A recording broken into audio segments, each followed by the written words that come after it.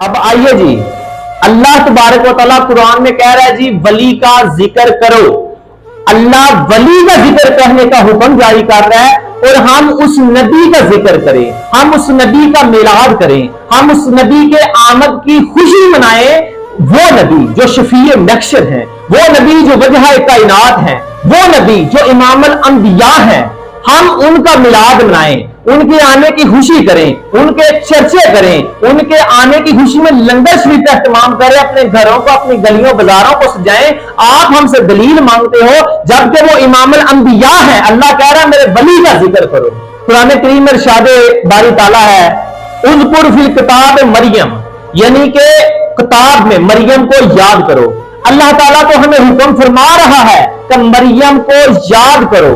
اللہ تعالیٰ تو ہمیں حکم فرما رہا ہے کہ مریم کے ذکر کو عام کرو۔ وہ تو نبی بھی نہیں ہے یار، وہ تو ایک ولیہ ہیں، وہ تو اللہ کی ایک نیک ولیہ تھی، اور جب ولی کے ذکر کو عام کرنے کی تلقین اللہ کر رہا ہے تو آپ رسول اللہ صلی اللہ علیہ وسلم جو وجہ کائنات ہیں ان کے ذکر کی محفلوں کو بدعت کیسے کہہ سکتے ہو یار؟ شرم نہیں آتی تمہیں؟ اتنا بغض رسول اللہ صلی اللہ علیہ وسلم سے، کیا سمجھتے ہو توحید کا پرچار ہی دین ہے؟ اگر ایسا ہے تو یزید، مسیلمہ کذاب، ابلیس یہ ساری زندگی قیامت تک کے لیے ملعون کیوں ٹھہرے؟ یہ تو ملعون ٹھہر گئے۔ آپ کہتے صرف توحید پرستی ہے اگر دین ہے تو؟ یہ یزید ہے، یہ مسیلمہ کذاب ہے، یہ ابلیس ہے، یہ تو توحید کے سب سے بڑے ٹھیکیدار تھے۔ یزید تو فتوے دیتا تھا، مسیلمہ کذاب بھی فتوے دیتا تھا، جمعے پڑھاتا تھا، اور ملعون کیوں ٹھہرے؟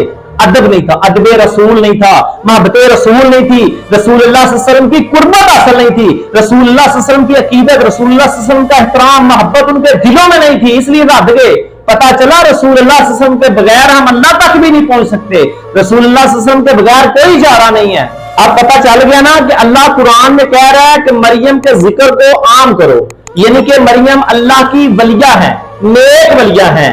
اللہ کہہ رہا ہے ولی کے ذکر کو عام کرو، اور اگر ہم رسول اللہ صلی اللہ علیہ وسلم کے ذکر کی محفلیں، رسول اللہ صلی اللہ علیہ وسلم کی محبت میں، شان میں، ان کے جو معجزات، کرامات، خوبیاں، صفات، ان کے اختیارات بیان کرنے کے لیے ہم جو محفل کا انعقاد کرتے ہیں، آپ کو مرچیں کیوں لگتی ہیں؟ پھر ہم رسول اللہ صلی اللہ علیہ وسلم کے آنے کی خوشی میں اگر لائٹنگ کر لیتے ہیں، بازاروں گلیوں کو سجا لیتے ہیں، آپ ہم سے جو وہ دلیلیں مانگنے لگ جاتے ہو۔ حالانکہ قرآن کہہ رہا ہے ایک ولیہ کا ذکر کرو، ہم تو پھر اس نبی کا ذکر کر رہے ہیں جو امام الانبیاء ہیں۔